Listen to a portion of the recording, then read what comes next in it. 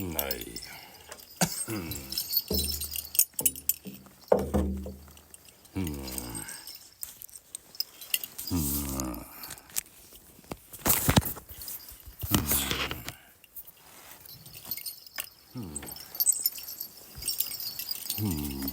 Аммармен дуурсуудмэн.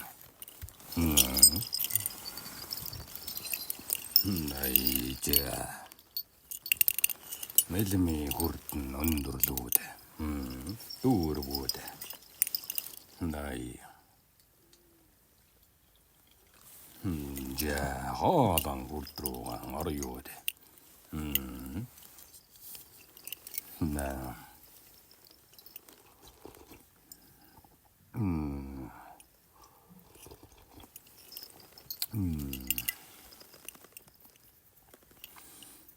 Ja, hoolon kurt.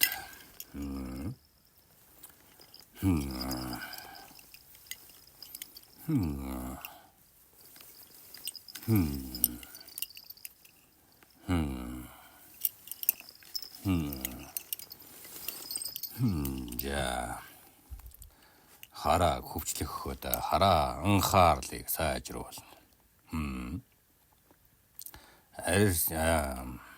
Арьсан болоод бодол санааны хүчээс мэдрэх, тэмдрэх чадвар нэмэгдэнэ. Ийм нөхөө дүгнэлтээ өндөрсөн тийм үү? За, одон хоолон хүрдэн. За, хоолон хүрдэн, зүрхэн хүрдэн, мэлми хүрдэн, оройн хүрдэн гэсэн дөрвөн хүрдний холбогч хүрд. Их бие оюун санаа хоёрыг холбож байдаг. Иймээс нь би төвийн буюу сүнс энэ бие мах бодтой зохицохын нийцлийн хүрдэд тооцож болно.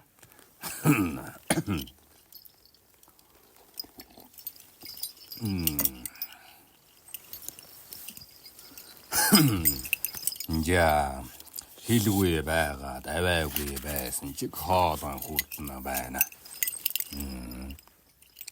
Энэ нь биеийн хилэмж бодлын хилэмжийн эрчим нүүлнэ. Оршихуйн хамгийн зүрүүд хүрдэн бөгөөд чиний сүнстэй хамгийн ойрын холбоостой байхын хүрдэн. Иймдээч хоолон хүрдийг эзэгнэж сурах аваас бусдад эрчим өгч авах, бусдын эрчимд дасан зохицох, байгалийн эрчимд нийцэх чадамж үүсдэг. Иймээс нь бусад хүрднээс хамгийн өвөрмөц нь би бас бусад гэдгийн орон зайн нийцэл хэмийн тухай юм.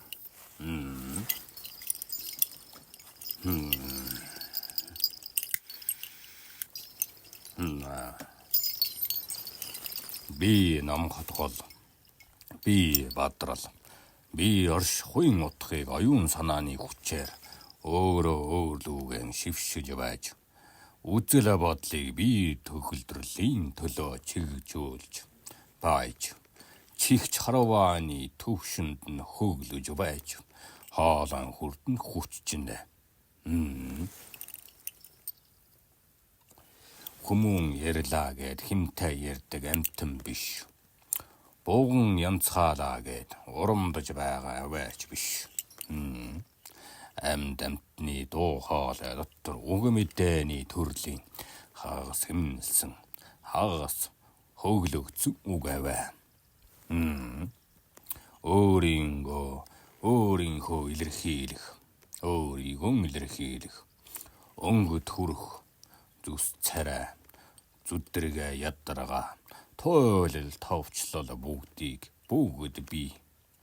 Эмтэй бүхнийг нийцүүлж эрчимнүүлж байгаа тул хоолон хүрдэн хамгийн олон ажиллавраар хүчжинэ. Эхний шатандан хоолон хүрдэнд би гэдэг үгийг зоригтой бусдаас ялгамжтай хэлж сурахад оршино. Оройн хүрдийг амьсгалаар төвхнүүлэх тэн адил хоолон хүрдийг амьсгалыг гаргах замд эрчим нүүлдэг. Иймээс чиг түүнх хоолон булчингаас төгөлдөржүүлэн сайжруулахын тулд 3 амьсгалын харихраанаас 30 амьсгааны харихрах хүртэл 3 сарыг тэгш хуваарлан алгуур хөгжүүлэнгүй бол химхэрч дуу хоолойны бие мах бод үзэл санааны гэмтэлд хүрэх аюултай.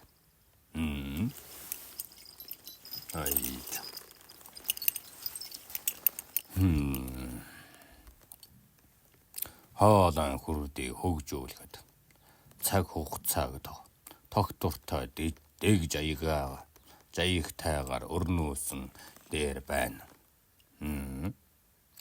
Харин энэхүү хөгжилд зүтгэлийн өнгө бодлын тунгаас орших аваас би нийцэл, би зохицол, би орших хүч манагдана.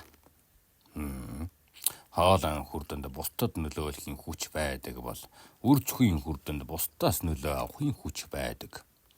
Энэ хоёр хүрдийг арга бэлэг шиг ухах гэж байх хэрэгтэй. Өгөө аваа тэнцэхгүй үед өөрийн ганцаардал эхэлнэ. Өгж байгаад авахгүй бол тамтагтан ядарна. Авч байгаад өгөхгүй бол аштан муухайдна. Иймээс нь хоолойн хүрдийг үржихийн хүрдэн дээр хослох зарчмаар хөгжүүлдэгч гарааг нь ялгарал нийцлийн орон зайд нь ялгаатай учраас нь нийцэх шаардлага дээр нь бодол орон зай огторгүйн хүчинд нь байлгах нь учиртай. Болор хайлаг эрхтний хүрдүүд бол хоолой үржихийн хүрд нь нэг нь хүчнийх нөгөөд нь зохицлих байдаг юм. Хүчнийх нь хоолой, зохицлих нь үржихгүй. Энэ хоёрыг иж тэнцүү химнэлтэй байлгангүй бол хүн нийгмийн амтан байж дийлэмгүй. Өөрийн хоолойноос сочиж, өөрийн хоолойноос дөжжөрч, өөрийн хоолойноос жигшиж, өөрөөсөө тэрсэж байгаа бол хоолойн хүрдний гэмтлийг илтгэдэг. Биегүй тэл буюу өөрийгөө хайх мөчлөг. Би үгүй тэл буюу өөрийгөө устгах үзэгдэл. Хоолойн хүрдний бөөний шүүрлийг илтгэдэг бамбайн булчирхайн шүлсний булчирхайн томрол. Цаашаага энэ төрлийн булчирхайлгын өвчнөд нь бүх биеийн тогтолцооны яс эдийн хүртэл ховслыг үүсгдэг. Үүнийг үржихийн хүрдтэй нь андуурах тохиолдол байна. Тиймээс эмчилгээний эхлэл хоолойн хүрднээс эхэлдэг. Өөрийн биеийг захирыг гэвэл өөрийн дуу хоолойнд дасан зохицож, хүчжүүлэн төгөлдөржүүлж, захирч бас аргадан биз. Иймээс үйлдэл төрөнгийн талдаа хэлбэр шиг чиглүүлэх хүрдэн гэдгийг сайтар ухаглах учиртай.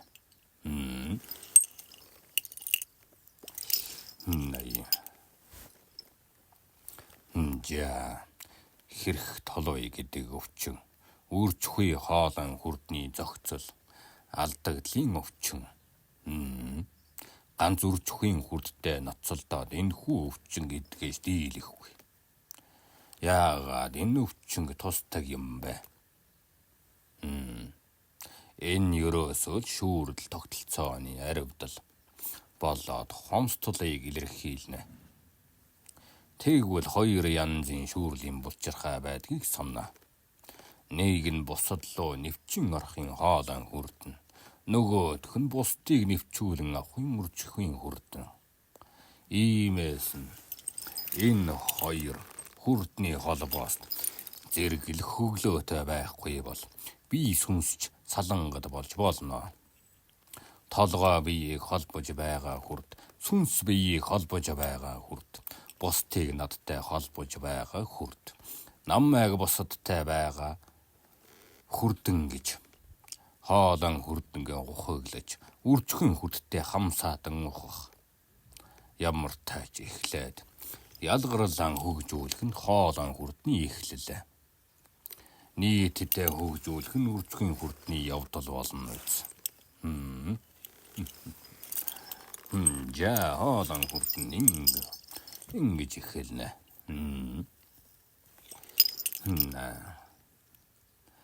За өнөөдөр тоингс хийгээд амсгий. Ай.